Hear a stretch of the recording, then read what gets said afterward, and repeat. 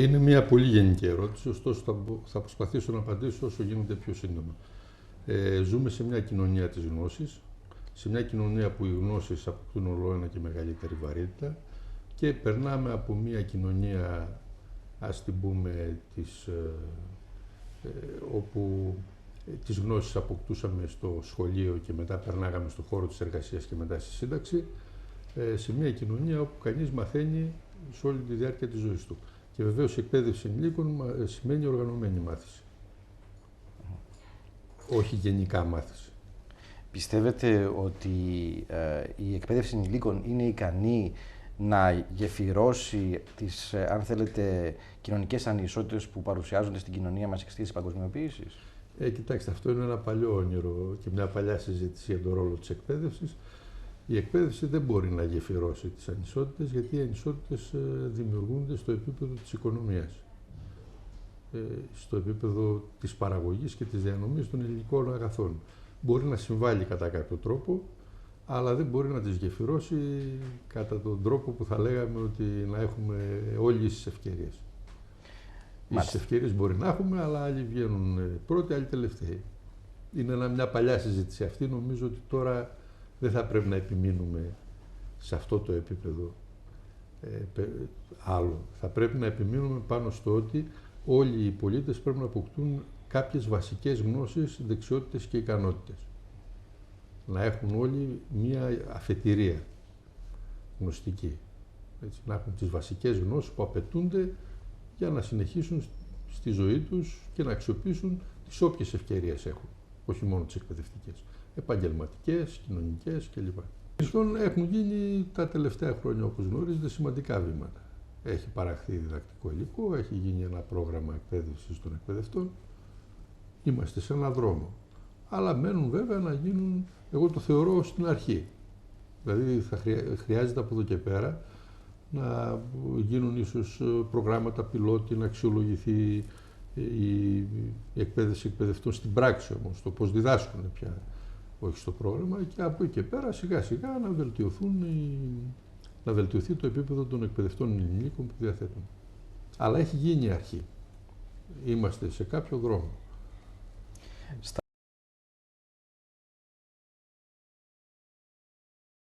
Κόκο, στα διάφορα κείμενα, σε εκπαιδευτικά εγχειρίδια αλλά και σε ομιλίες που συναντάμε και αναφέρονται στην εκπαίδευση ενηλίκων, ακούγονται πάρα πολλοί όροι που προσπαθούν να περιγράψουν την εκπαίδευση ενηλίκων. Ακούμε συνεχιζόμενη εκπαίδευση, ακούμε συνεχιζόμενη επαγγελματική κατάρτιση, διαβίου εκπαίδευση, διαβίου μάθηση.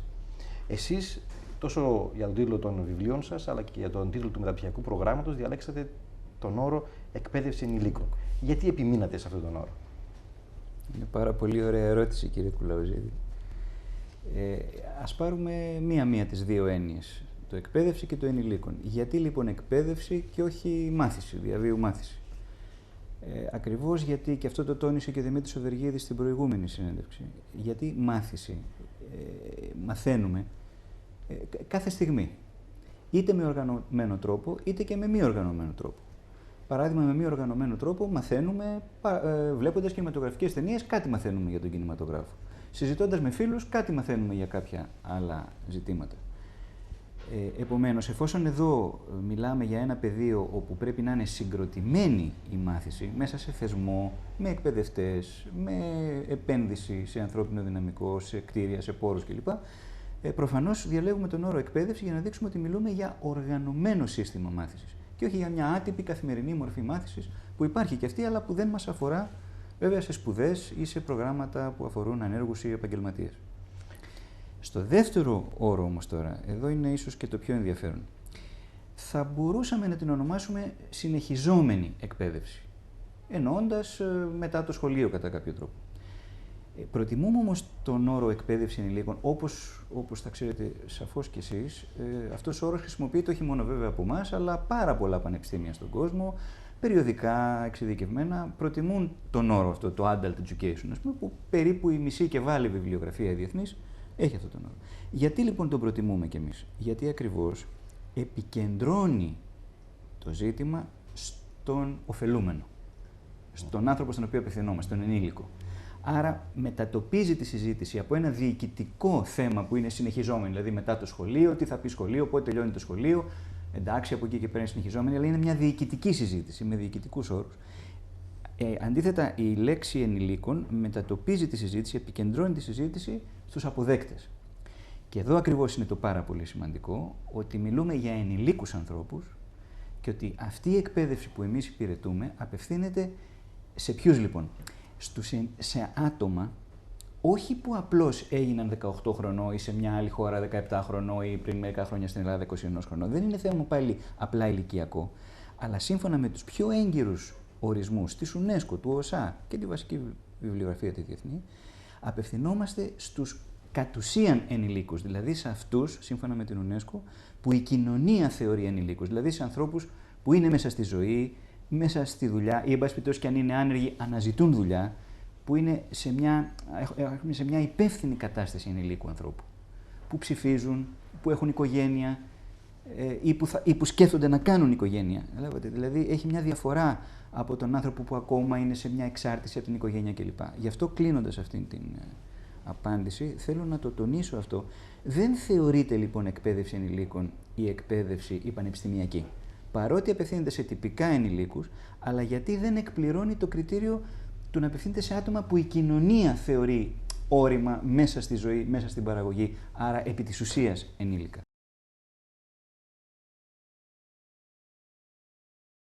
The first question is a very important one and is about the trends that create the framework for adult education in our new century. I mean, what is the epistemology of the contemporary adult education? I think that this is probably a more profound sociological question than it appears on the surface. There's a very real sense in which this word that we bandy around, globalization, is really quite crucial to this process, because education has never been really a powerhouse in the way that societies change. It's always responded to the changes of the dominant sectors of society, and at the present time the dominant sectors of society I think are summed up by the idea of globalization. So consequently, what do I mean by globalization? What are those forces of change? Well, there are two, it seems to me, above all. One is the spread of advanced capitalism, and the second is information technology. Now, consequently, if we say that they are the forces that are changing the world, then in different ways, different societies are going to be affected by those changes. For instance, I have a PhD student in Nepal who society is at the periphery of these changes, and in some ways, and yet in other ways, it's quite central to them. So it's not a simple, as it were, sort of spread. It's a very diverse spread, and in Europe, there is a third force, and that's Europeanization. And so we've got three dominant forces in Europe that are having quite a major effect upon our societies, all of them. And one of the major effects it's having on adult education is, well, the dominant forces require people who've got certain skills, that in another sense, the force of information technology is so great that it's also one of the commodities of the advanced capitalist society. And so what we're getting is sort of an epistemological basis to our society that's controlled by advanced capitalism, and that to some extent is surrounds information technology. So there's a sense in which scientific stroke technological knowledge becomes the heart of this, for educational terms, comes the heart of this type of society. And so, in a sense, if you sort of say, well, what are the main tenets? I say, I don't think that we can talk about sort of, as it were, philosophizing about adult education as if adult education is free to do what it likes. I think it's only free to do what it likes within certain prescribed limits, and also those limits are going to be controlled by funding, and funding bodies are going to respond to the demands of the forces at the heart of our society. How about demography? Do you think that demography... Well, demography is another issue, but it's not so great. I say it's another issue. I mean, I wrote a book called Learning in Later Life, because more and more we are recognising that people continue to learn right away through their lives. But there's another sense, you see, in which more and more people are going back to universities in their 30s and their 40s and their 50s, but that's not because of demography so much as fact it's because the dominant forces are forcing the changes in knowledge, and changes in knowledge means more and more people have to keep abreast. And so, say in a university like this, for instance, there's a far greater percentage of postgraduate students now than there was when I began here nearly 30 years ago. I would say in some ways that almost the driving forces of many of the departments is postgraduate work. But having said that, the money comes still from the undergraduate courses. But so demography must play a part. But probably what these changes have done, like getting people coming back to university, is making more and more people aware that they don't have to stop learning when they retire. Right, that's absolutely is binding with my next question, which is the vocationalization of adult education. How do you feel about the adjustment of adult education to the needs of the market? Do you feel that adult education has become a commodity? I certainly think that a great deal of adult education has become a commodity. I mean, there was a book written in America a few years ago called College for Sale. College for Sale? Yeah, and I think we all recognise that, yeah, that adult education is a commodity. Now, I think we have to be very careful about this issue of vocationalism and vocational education. Not because I think that there's anything wrong in it. We used to talk in the old days, and I sound as if I'm very old now, and I'm not, but we used to talk about the dignity of labour. Now, there's a sense in which labour has lost its dignity in many ways, and what we've got is the professionalisation of certain forms of work, which are based upon knowledge.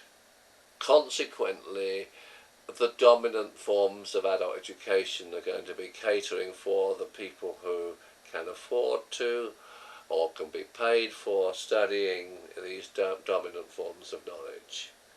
Now, and they're changing rapidly. And so there's a major sense, I think, in which when we see the direction that adult education is changing, and remember in Europe that they don't use the term very much now, it's lifelong learning.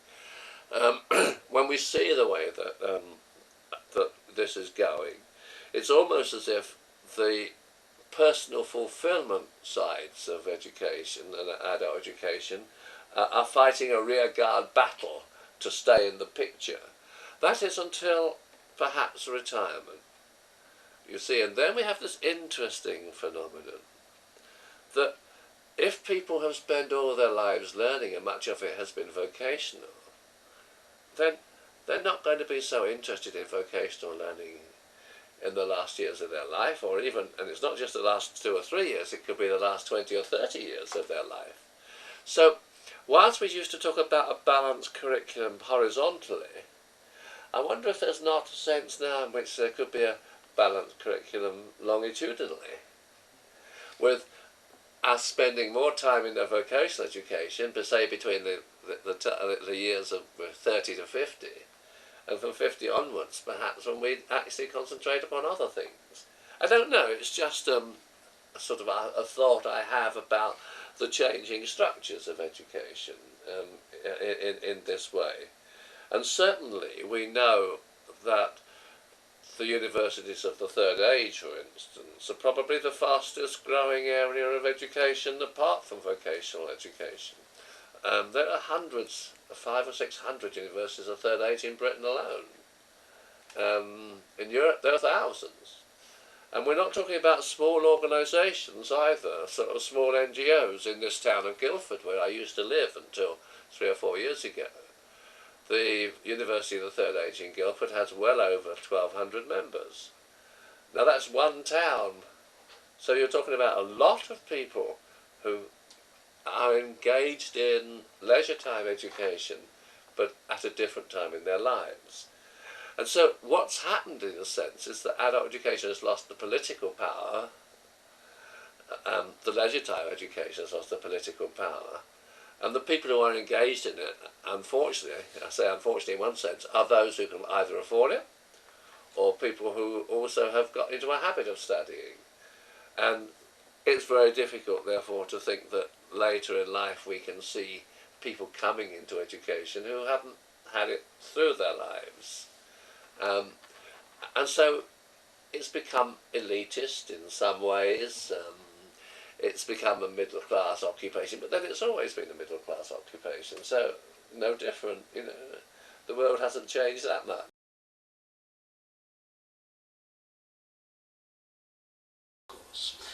They often get lifelong learning mixed up with lifelong education.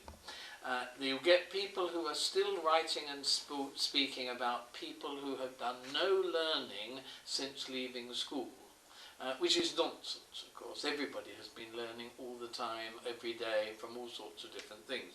What they're meaning is talking about some form of formalised learning.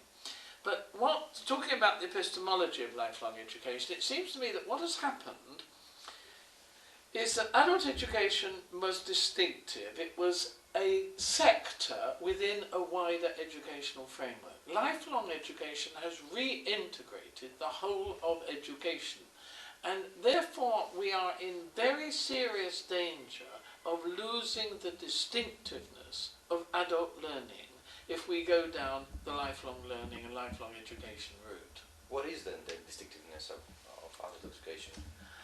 This one's going to require a little bit of a lengthy answer, but do interrupt me, please, if you do that. Right. We used to, and I did myself in my books, distinguish between two types of learning, which we call children's learning and adults learning, right? But I now distinguish between them in a different way. There is the natural learning process. Some people call it informal learning and so on, that we do all the time in our lives, right? And at times during that learning, we ourselves set out to do a piece of self-directed learning, purposeful learning, which I call learning episodes, right? And we do this through doing a task. You get appointed to a new job, you come into a new factory, you're a teacher coming into a new school. A great deal of new learning goes on there. Some of it you're half conscious that you're doing it in learning, but most of it you're not even conscious you're doing it in learning at all, but you are. Where do I get the paper clips? Who do I go to see about this? All these things you need to learn about, right? And a great deal of learning is what I call task-conscious learning. That is, you learning through the task and you evaluate it not by how much have I learnt, but can I do the job, right? You get married, you have a baby, right? You have to learn about managing the baby. You don't normally sit down and say, how much have I learnt about managing the baby? You say, am I doing this okay, right? And you're buying a house or whatever it is you do in the course of your life. You do a lot of learning through task-conscious learning. At the opposite end, there is formalised learning, which is learning conscious, and it is evaluated by how much have you learned. You're learning Greek, or you're learning French, or you're learning something else, you're learning accounting, you're learning the computer in a structured, formalised way, and you get tested on how much you've learned. Those are two ends of a continuum. Now, a lot of people, including myself in an early stage, used to identify one with children and one with adults. Now, we now know that isn't true. Both adults and children do both types of learning. They both do natural learning, task-conscious learning, and they also do learning-conscious learning. Right? When we are constructing teaching programs for adults, because your question is what's the difference between teaching adults and teaching children? When constructing teaching for adults, for both of them, we need both kinds of learning. And the problem with much of the schooling model is that they do the formalised learning without the task-conscious learning. Or they work on a principle of do the formalised learning first and then practice afterwards, right? Whereas, of course, everybody, children as well as adults, do a lot of their learning by doing the task first and learning in the process. Right. Okay? So we need both. Both of them are valuable, and both of them. Okay, so what I've said at the moment is that both are the same. Adults learning and teaching adults and children are much the same. But when you come to talk about the distinctive features of adult, I now think they rely upon their identities, the way they are constructing themselves. Children construct themselves in a teaching situation as a student. Teacher knows, I don't know, so they construct it in a hierarchy. And children also construct themselves as children in a hierarchy. Adults are there to control me and direct me and so on. I may rebel against them, but you know they're there. Adults construct themselves on a horizontal level, but when they construct themselves as students, they put themselves back into a position of dependency, of instruction. Right? So you've got a different set of relationships between them, between adults. What is more, adults come to the teaching process with their own purpose. Children don't. They're sent, right? But adults come with their own purpose. Therefore, you need to start with their purpose. Start where they are. Which is why a lot of adult education, not all, but a lot of adult education actually starts with task-conscious learning, doing a task and learning through the task, rather than say, let's learn first and do it after. A creative writing class for adults will often start actually by saying, let's sit down and write a poem. And you say, no, we've got to learn how to do it first. No, you don't do that. You start, and then you unpack the learning that you've done. This is what Vygotsky said. Vygotsky said, most of our learning that we do is unconscious learning. It results in tacit knowledge, knowledge that we don't know we've got. Teaching, education, is the process of making the unconscious conscious. And that, to me, is the big distinction between adult education. It relies in the relationship between the teacher and the student learner, which is different from the relationship between the teacher and the child. Teach them against their own experience. They are willing to admit that their experience is more limited, and therefore teacher might be right in a way that many adults would take. So adults will give a greater prominence to their experience, but children bring experience as well. Yes, Meserov says that the unique feature of adult learning is the transformation of meanings. Now, some of the work which we've been doing on adult and children's learning show two things. One, that children not only create meanings, but they transform them. And adults not only transform meanings, but on occasions actually create new meanings. The 11th of September attack in the USA created for adults totally new meanings that weren't there. So adults create new meanings as well. So it isn't a uniquely adult form. Both adults and children do it, but the balance that they give and the weight they give to experience are different. Right. Sorry for the lengthy lecture.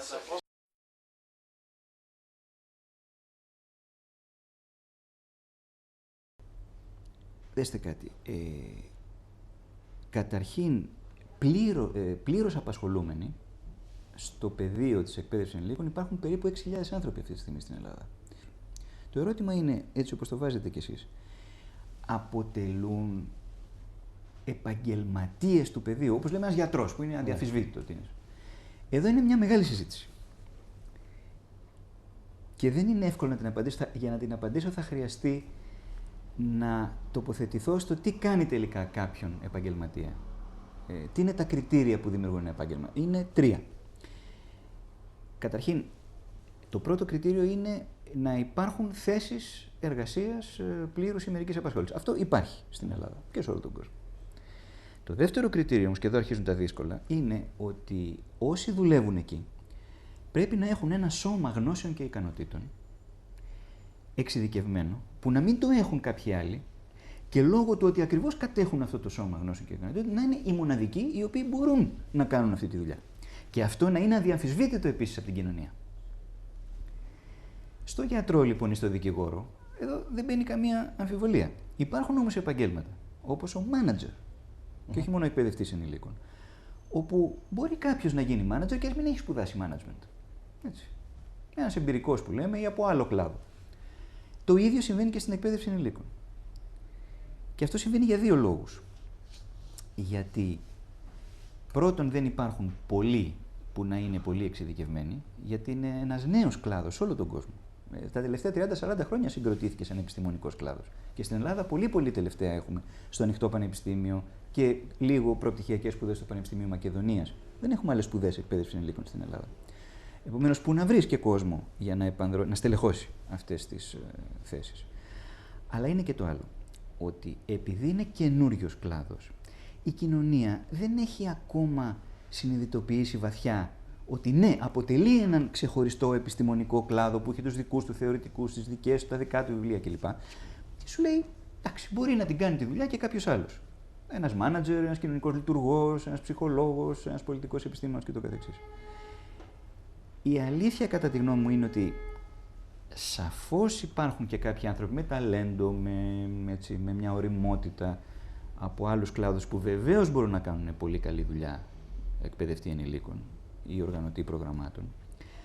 Αλλά είμαι βέβαιος με τον νόμο των πιθανότητων, και έχουμε έρευνα στην Ελλάδα που την κάναμε σε ένα ανοιχτό πανεπιστήμιο σε αυτό, ότι στατιστικά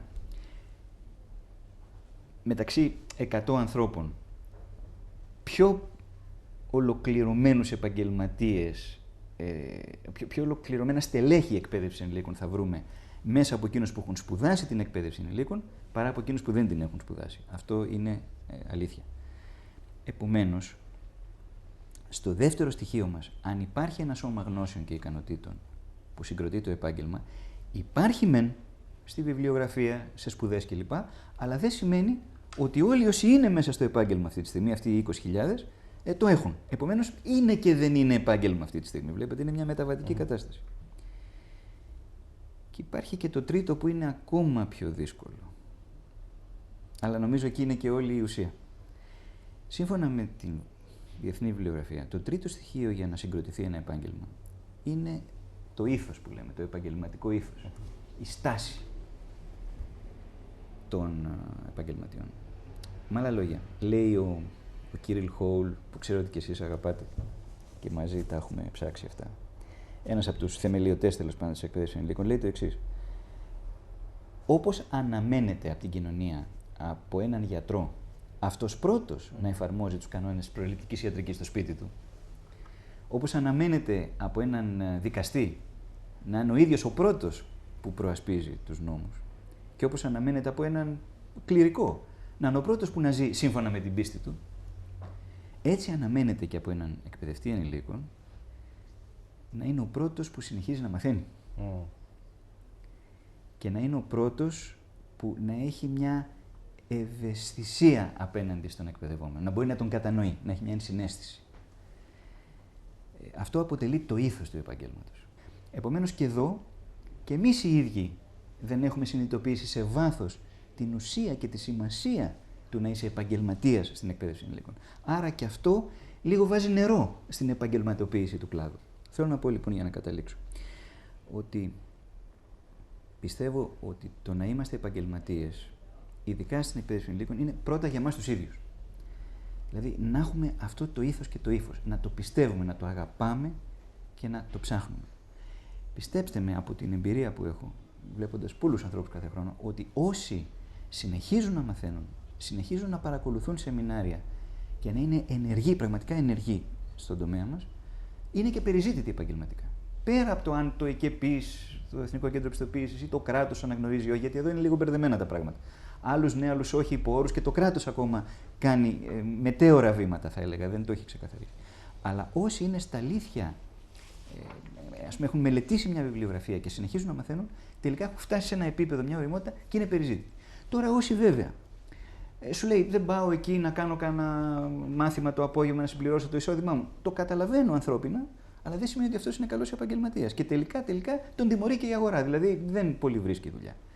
Το λέω αυτό και για τους φοιτητές μας. Δηλαδή, είναι φανερό ότι όσοι ήρθαν με τη λογική του να πάρω ένα 5, να πάρω ένα 6, ρε παιδί μου, να τελειώνω, μην νομίζουν ότι από αυτό θα βρουν δουλειά στην εκπαίδευση ενηλίκων. Έτσι. Παρά μόνο τυχαία ή με κάποια γνωριμία. Όσοι όμως στα αλήθεια επιμείνουν και το ψάξουν και με εμάς από κοντά, που θα τους βοηθήσουμε με κάθε τρόπο σε αυτή την πορεία, γιατί και εμάς όλη μας η ζωή εκεί είναι αφιερωμένη. Δηλαδή,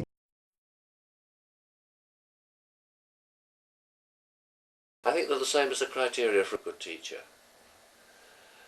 And fundamentally, I think you've got to start with a recognition that all teaching is moral. That therefore you've got to respect the personhood of the learner first and foremost. And so the ability to enter into a relationship with the learners or learner is primarily the key quality, I think. Unless you can relate to your students, you can never, ever be a good teacher. So education is a humanistic activity. It's about working with people. It's about service, serving people, helping them grow and develop. And this is so contrary to the modern idea that we have to sell that education is commercial. And yet, in some other ways, we have to be realistic, it is. But first and foremost, you have to be concerned about your students. You have to be concerned about your students' growth. You have to recognize what it costs them to continue to learn, not just financially, and it costs them in time, it costs them in effort, it costs them even in identity and identity crises. So I think the first set of priorities for an educator is to be a good human being and recognize that we are, as it were, we lead by being servants, not by being masters. So that's where I want to start when I say about that. So I'm more concerned with teaching styles, therefore, than teaching methods. And the problem with many courses on training educators is that they're concerned with methods. But I can be a good technician and a lousy teacher. But I can be a bad teacher in some ways, and a wonderful human being, and my students really want to learn and be with me because they like the situation in which I can provide them opportunity. So I think we've got to start, when we think about the preparation of educators, to recognize that style is the style that enables us to relate. It's the style that puts us off.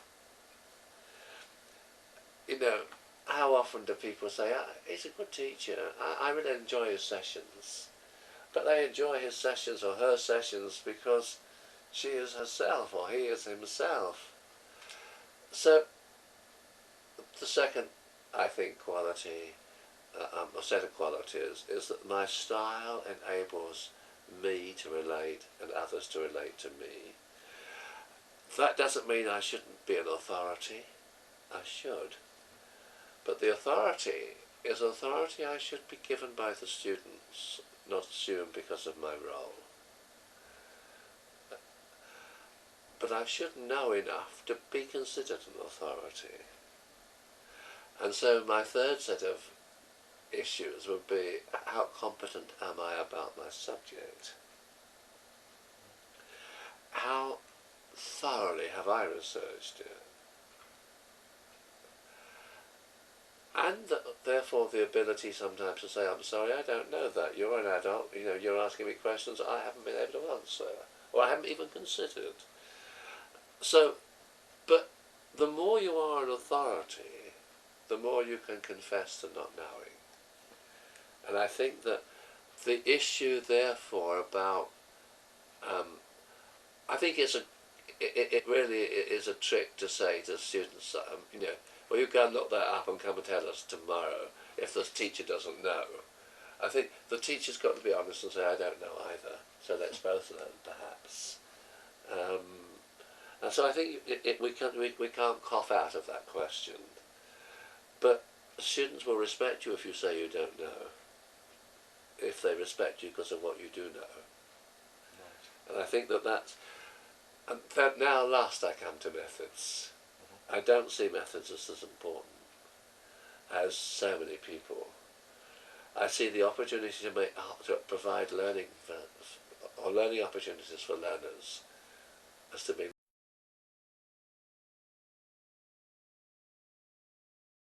Oh, the chief qualification is sensitivity to the student learners. There is no doubt about that. They've got to try to make quite rapidly assessments of what the students are there for, what they want to learn, and how they want to learn, and start where they are. I've no hesitation about that. I used to use the word facilitator, but then I discovered that some people were saying, interpreting this to mean, I will facilitate you in doing your learning, but I won't do anything else. I will surrender my own agenda, right? Whereas the instructor is, I know what you should learn, and you're jolly well going to learn what I say. It's this lovely phrase, I picked it up when I was in South Africa on one occasion, called horizontal learning. It's this question of willingness to learn from the participants. One of these very older people like Hoggart, I think it was, or Raymond Williams, said at one occasion that you will always find in your class at least one person who knows more about one aspect of what your subject is than you do.